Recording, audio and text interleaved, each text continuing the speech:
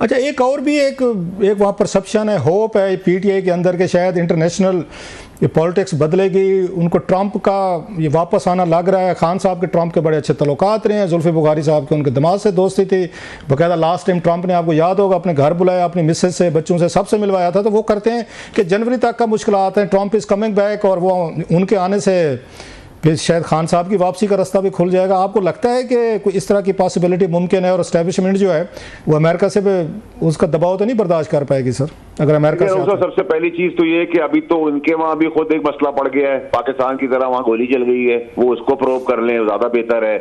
उनके अंदर भी कैपिटल हिल वाला मामला है, वो उसको देख लें। उनकी अपनी इकोनॉमी के मसले हैं, उनके अपने, पहले अमेरिका की बात पहले करते हैं वो, तो आप समझते हैं कि वो सारा काम छोड़ के कर देंगे। लेकिन अजम्पशन में आप कहें जमीन फट जाएगी, आसमान खुल जाएगा, बारिश हो जाएगी, सुपरमैन बन जाएगा, पर लग जाएंगे, 6 टांगे हो जाएंगी, तो वो तो हम उसके अंदर एक फिक्शन फिल्म बना सकते हैं, लेकिन इसमें कोई हकीकत तो अभी मुझे नजर नहीं आ रही।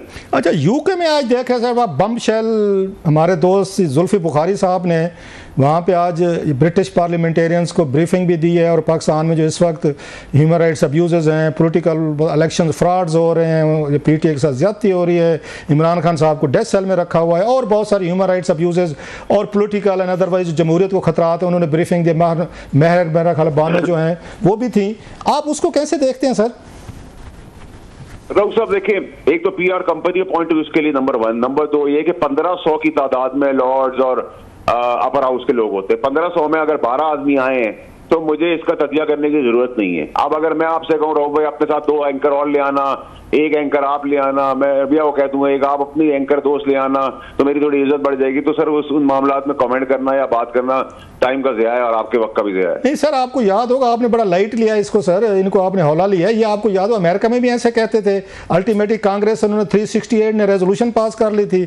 आप मेरा ख्याल है वहाँ पे ब्रिटिश पार्लियामेंट को भी इसी तरीके से देख रहे हैं। वो तो लॉबिंग तो ऐसे शुरू होती है ना सर। रघु साहब, हम किसी के अंदरूनी मामलात में नहीं बोलते, तो हम कमजोर जरूर है थर्ड वर्ल्ड कंट्री के तहत, लेकिन खुद मुख्तार तो है ना, तो बनाना रिपब्लिक थोड़ी है। लेकिन सर जी रेजोल्यूशन पास हो जाएगा तो हम सब कुछ कर देंगे। लेकिन सर जी फिर यूरोपियन यूनियन में हम वहाँ पे एफटीएफ में फंस जाते हैं, फिर उधर अमेरिका में हमने आईएमएफ की डील लेनी होती है, जनरल बाजवा साहब को खुद फ़ोन करना पड़ता है पिछली दफ़ा कि आप डील आप क्लियर करें, आगे आपकी डील आने वाली। इतने खुद मुख्तार भी तो हम नहीं है सर, दुनिया तो अब ग्लोबल विलेज है। साहब इससे कुछ नहीं होगा, आप परेशान ना हो। मैं परेशान नहीं, मैं तो एक सवाल पर, लोग परेशान है, बिल्लू से परेशान है। लोगों की बात करो ना, आप परेशान होंगे तो लोगों को आप तसल्ली देंगे तो मुझे उनसे आपसे ज्यादा तसल्ली उनको मिलती है। मेरी बातों से किसी को तसल्ली, मेरी बातों से आने लाइटर रोड किस पे?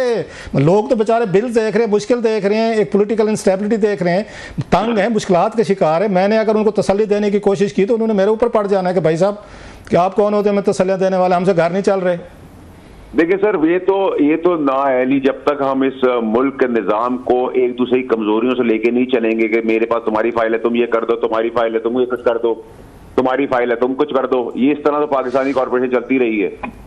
अच्छा, बाद लोग कह रहे हैं कि बड़े शदीद मुश्किल दिन आने वाले हैं सर। मजीद अभी वो आज उन्होंने रऊफ हसन साहब का 2 दिन का रिमांड ले लिया, पीका एक्ट के तहत और कार्रवाइयाँ होने वाली हैं, उसमें जुडिशरी लगाई जा रही है और बड़ा कुछ स्टेप्स लिए जाएंगे, मीडिया पे भी लिए जाएंगे। ये डिसेंट हैं, पॉलिटिकल वर्कर, सबके खिलाफ अब किसी से रियायत नहीं होगी। मतलब इस तरह का सिस्टम को समझे कोई आने वाला है कोई? साहब, जब मैं आपको कह रहा था बुलडोजर चलेगा, ये इंतशार की सियासत नहीं चलेगी, आप लोग फिर हल्का लेते हैं बात को। फिर सर हमने तो आपको कभी हल्का नहीं लिया सर, हर शो में हमने तो बताया कि जो बातें आपने की हैं, लोग एग्री करें ना करें, आपकी सारी बातें 2 साल से हम तो सुन रहे हैं वो ठीक साबित हो रही है। इसलिए मैं पूछ रहा हूं सर, कब ये सर जो आपने तस्वीर किया है वो बिल्कुल वैसा ही है।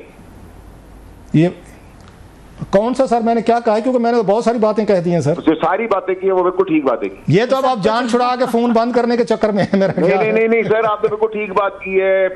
डिजिटल दहशतगर्दी को भी एड्रेस होगा, 9 मई को भी एड्रेस होगा, मुश्किलात भी बढ़ेंगी, जो ये गेम खेल रहे हैं उनके ऊपर भी क्रैकडाउन होगा, जो ये इंतशार फैलाएंगे, मुल्क को नुकसान पहुंचाएंगे, अदालती निज़ाम को तोड़ेंगे, रियासत को क्वेश्चन करेंगे, उसका बम धमाके करेंगे, आग लगाएंगे, शहीदों की तमस्कर उड़ाएंगे, इन सब को एड्रेस किया जाएगा।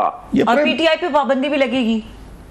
देखिए, पीटीआई की पाबंदी में जैसे ठोक बजा के सारे बजट पास हुआ था, मैंने आपको पहले कहा था, वैसे ही ठोक बजा के सब साथ खड़े होंगे। जहां तक बैन या ना बैन की बात है, तो इस मुल्क में जो फांसी पे चढ़ रहा होता है उसको नोटिफिकेशन मिल जाती है कि भाई आप प्राइम मिनिस्टर बन गए, और जो प्राइम मिनिस्टर होता है उसको फांसी पे चढ़ा देते हैं।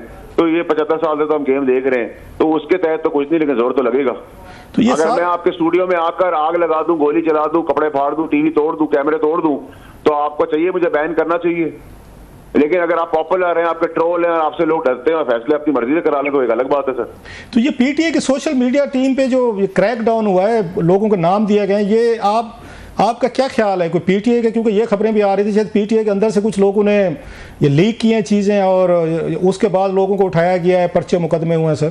सर मेरी बात सुने रऊफ साहब, मैंने आपके प्रोग्राम पे दीगर पे भी 2-2.25 साल पहले कहा था कि इमरान खान साहब की हिदायत 9 मई के हिसाब से उनके सारे साथियों ने जाके व्हाट्सएप रिकॉर्डिंग वॉइस नोट सब दे दिए, नंबर 1, और वो एडमिट करेंगे, उन्होंने एडमिट कर लिया कल।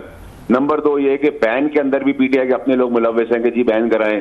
नंबर 3 जो सारी लीकेजेस हैं वो पीटीआई कर रही है, जो सियासत कर रहे हैं मुंह के ऊपर, चाहे वो सीएम हो, अपोजिशन लीडर हो या बाकी भी हो, वो सारे जो हैं ऊपर नीचे आगे पीछे मिले हुए हैं, गवर्नमेंट के साथ बेनिफिट ले रहे हैं, सब ड्रामा हो रहा है। बता के थक गया। और पीटीआई जब खुद मान लेगी देर में, जब हमको समझ में आएगी, वो चाहते हैं खान साहब को सजा हो जाए, खान साहब अंदर रहें, उसकी पॉपुलैरिटी के फ्रूट खाते रहें। ये सब ड्रामा है सर, सबको ये बात जो आपको समझ आ रही है, बहुत सारे लोग आप भी शायद आपको एंडोर्स करेंगे, ये बात खान साहब को समझ नहीं आ रही। उनको मतलब 28-30 साल पॉलिटिक्स में होने वाले हैं, वो मतलब वो 3.5 साल वजीर आज़म रहे हैं, पूरी दुनिया फिरे हुए हैं, वो भी तो थोड़ा समझते होंगे तमाम चीज़ों को। ये बातें उन्हें नहीं समझ आ रही जो बातें आप कह रहे हैं। कॉलोनियल उससे हम गुजरे हैं निज़ाम से, और जब आप हमारे सियासतदानों को, लीडरों को जाके पाकिस्तान के बहुत ज़बरदस्त मौलवी, मुफ्ती, आम पॉलिटिशियन, आम आदमी कहें कि आप दुनिया के आखिरी आदमी हो गए हैं और आपसे बड़ा लीडर आ नहीं सकता और इससे बड़ा ये नहीं हो सकता और आपके बगैर सियासत नहीं चलती, तो इंसान है, इंसान का दिमाग खराब हो जाता है। फिर वो जिन भूतों में भी बिलीव करना शुरू कर देता है, वो फिर दरबारों के अंदर जहाँ फातिहा पढ़नी चाहिए वहाँ सिजदे भी कर देता है। तो ये इंसान को जब अल्लाह ताला नवाजता है तो उसको अकल देता है, जब नहीं नवाजता तो उसकी वही अकल ले लेता है। बहुत शुक्रिया sir ji, thank you very much, आपने हमें टाइम दिया sir, thank you. Faisal Vawda हमसे खुसूसी गुफ्तगू कर रहे थे। यहाँ पे वक्त हुआ है ब्रेक का। ब्रेक के बाद बात करेंगे, कुछ टॉपिक्स हैं, एक्सक्लूसिव डिटेल्स हैं जो क्लास साहब के पास मौजूद हैं। खासतौर पे एक स्कैंडल क्लास साहब ने किया था और उसके बारे में मैं उनसे जरूर सवाल करूंगी, जाली हाजिरियों के बारे में, जो कौमी असम्बली में जाली हाजिरियां लगाई जाती हैं। अब जो स्पीकर पंजाब असम्बली है वो भी यही बात कर रहे हैं कि अपोजिशन अरकान जो है वो जाली हाजिरियां लगा रहे हैं। ये क्यों लगाते हैं अरकान असम्बली जाली हाजिरियां? अगर नहीं आ रहे तो ना आए, प्रॉक्सीज लगाने की क्या जरूरत है। इसके अलावा बात करेंगे जो पीआईए की निचकारी की हमने कल स्टोरी की, उसका भी थोड़ा सा फॉलो अप करेंगे कि कौन सी कंपनीज हैं, वो तो कल लिस्ट बताई थी, लेकिन क्यों दुनिया भर की जो बड़ी कंपनीज हैं उन्होंने इसमें कोई इंटरेस्ट शो नहीं किया। और कुछ बात करेंगे बशाम में जो दहशतगर्दी हुई, चीनी बाशिंदे जिसमें हलाक हुए थे, उसकी कंपनसेशन पाकिस्तान ने किस तरह से दिए। इस ब्रेक के बाद हमारे साथ रहिए। Welcome back. और हम बात करेंगे, कल हमने पीआईए की प्राइवेटाइजेशन के हवाले से स्टोरी की थी, क्लास साहब ने उसकी डिटेल्स बताई थी। क्लास साहब बताइए, जो डिटेल्स कल आपने शेयर की उसमें कुछ नाम थे जो कि पाकिस्तान की जो बिजनेस टाइकून्स हैं या बड़े इन्वेस्टर्स हैं उन्होंने इंटरेस्ट शो किया, लेकिन दुनिया भर की जो बड़ी कंपनीज हैं या एयरलाइंस हैं उन्होंने किसी किस्म का इंटरेस्ट क्यों नहीं शो किया? ये बड़ा अहम सवाल है। कल वहाँ पर ये उसमें ये कमेटी जो थी प्राइवेटाइजेशन की, जिसमें उनके चेयरमैन जो हैं ये थे फ़रूक सितार साहब थे, और मिनिस्टर ये अलीम खान साहब भी मौजूद थे, सेक्रेटरी एविएशन भी थे, और फिर उनके सीईओ थे पीआईए के। ये सवाल उनसे किया गया कि वो उन्होंने कहा जी जो नाम उन्होंने पढ़े उसमें 6 के करीब जो ग्रुप्स हैं या कंसोर्शिया में 2-3 मिला के सारा कुछ कर रहे हैं, बड़े बड़े नाम सामने में, उसमें प्रॉपर्टी डीलर्स भी हैं, हाउसिंग सोसाइटीज़ भी हैं, सीमेंट प्लांट वाले भी हैं, पावर प्लांट वाले भी हैं। तो उस पर उन्होंने पूछा कि जनाब कि ये यहाँ पर कोई एक सिंगल भी पूरी दुनिया में कोई इंटरेस्टेड नहीं है कि हम पीए खरीदना चाहते हैं। That was a bit amazing as well. और दूसरा उसमें अगर इसके रीज़न भी खैर उन्होंने बताई, वो मैं तो बड़ी दिलचस्प है। उससे बेहतर ये है कि अब इसमें 5 एयरलाइन जो हैं जो चल रही हैं मौजूदा, वो भी शामिल हैं, वो भी खरीदना चाहती हैं। तो आप पीआई को प्राइवेटाइज जो करना चाहते हैं उन्हीं एयरलाइंस को दे रहे हैं जिनके ये कंपटीशन हो सकता है। तो मोनोपोली भी तो हो सकती है। ये बात भी हुई कि कल को वही एयरलाइन जो है चल रही हैं, वही सारे के सारे वो ले के अपनी मर्जी के मुताबिक वो फिर किराया सेट करें। तो मार्केट में जो कंपटीशन आना है आपका, वो तो कहीं पर नहीं आएगा। भाई सारी कंपनी, इसमें एयर ब्लू भी है, इसमें आपकी एयर श्याल भी है, इसमें फ्लाई जिना भी है, इसमें सरीन भी है, और भी 2-3 कंपनीज के नाम जो थे सारे।